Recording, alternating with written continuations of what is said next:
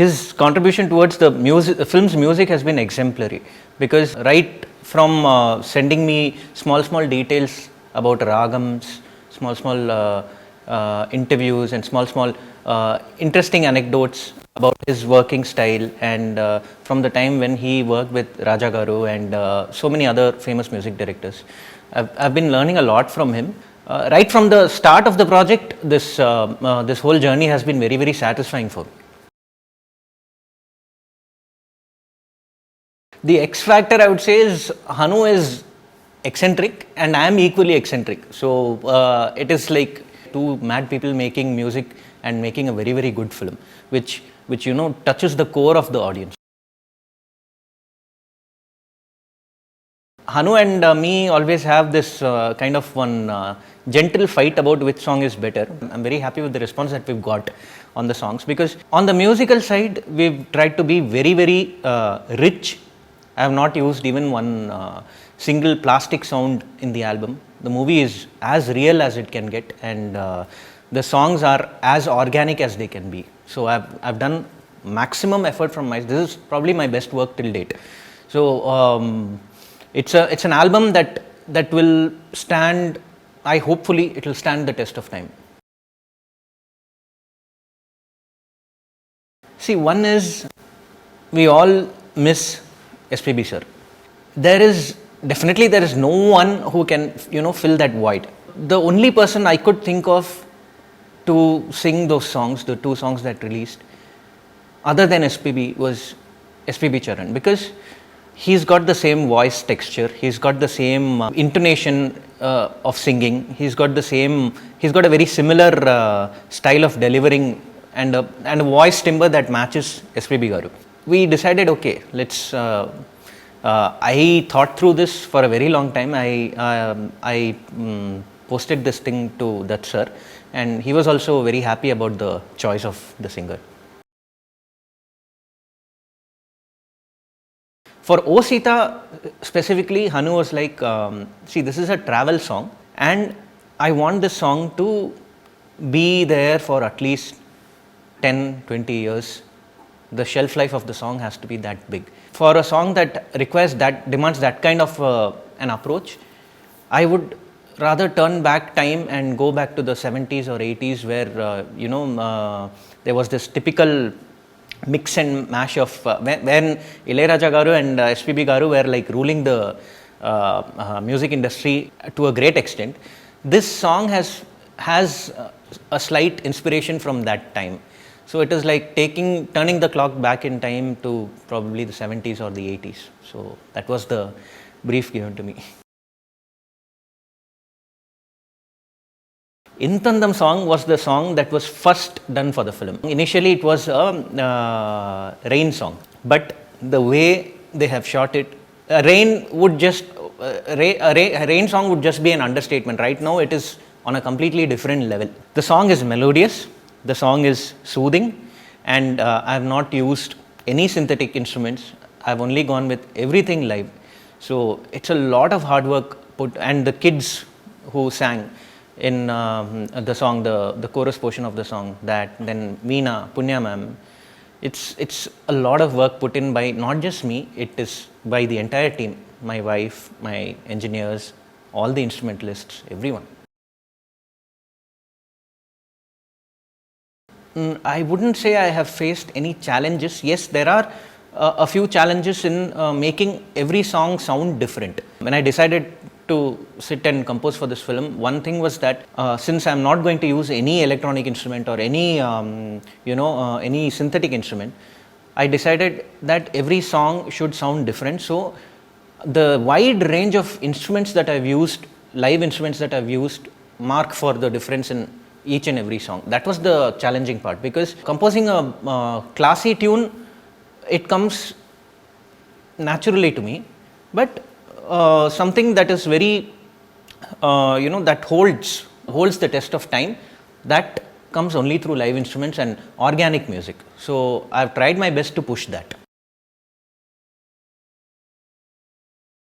Actually, the film is such that you do not require a song like that, because the film is very real, It is not a usual, it's not a very, very light-hearted film. This film will really, when you go and watch it in theaters, it will really do something to you, because it's deep, it is real, and it is, when we see these regular films, we have this hero intro and we have this heroine intro. That kind of grammar is not there in SitaRamam. It is very, very real and rooted, and it really, it's like when how people used to be when in the 1960s and 70s, how people really used to be. That is the way it's been shot, and that is the character of the film. So this film actually does not require anything like that. Mainly, what I've done is, I've done a small research based on songs that came out in between 1960s and 1980s, Telugu film songs. And one thing peculiar that I found out in all these songs were that they were mostly based on Hindolam raga. So I have not gone and used Hindolam raga, because I wanted this song to, though I wanted it to sound periodical, but at the same time the usage of instruments and everything has been done according to that time. Like we have veena, we have violin, flute, guitar, and there is a certain plethora of Middle Eastern instruments that I've used in the film. The other few songs that were hits in between 1960s and 80s were from other ragams. So I have tried to, specifically concentrate on that, and I hope I've done justice to the whole thing. In one word, it would be soulful, because it's a lot of effort that we put from our side, and it's not just in Telugu, even in Tamil and Malayalam, the amount of care that we've taken to make sure that the language does not sound dubbed, and the lyrics don't sound dubbed, and that the sense is different in each language. For example, in Tandam, the beginning portion of the melody is different in Tamil, because that fits better for Tamil. Going through those comments in YouTube also makes me feel really happy, because there are people who recognize that. All the lyricists, the whole team has been working really hard and getting to get the output.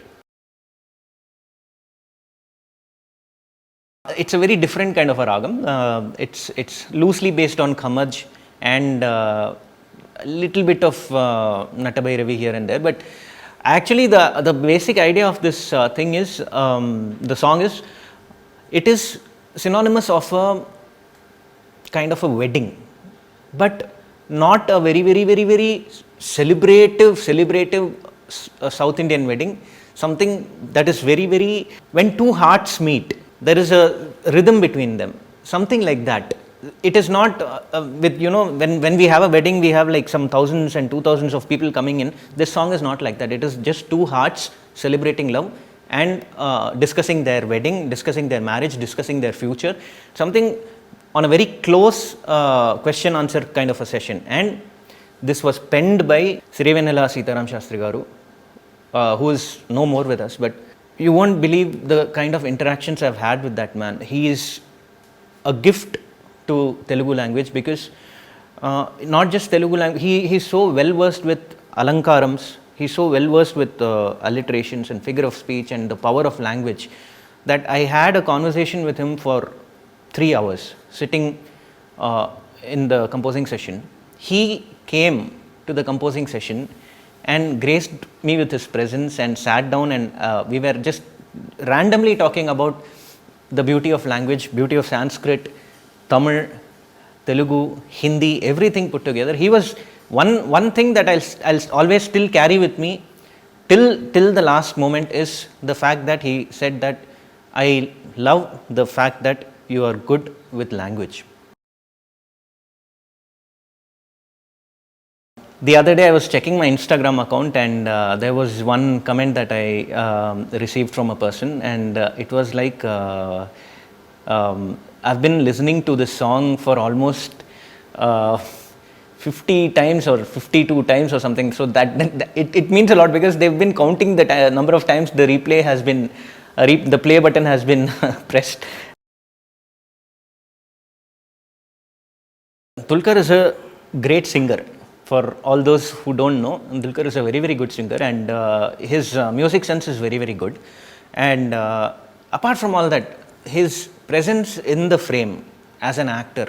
I've seen most of his films, but in SitaRamam, he's outdone himself. There are moments where I myself sitting while composing have become a little teary-eyed. So that's the kind of emotional, the emotional feeling that he gives you, even from the screen. So his performance is mind-blowing. There's this song, the song based on the letter theme. This comes throughout the film.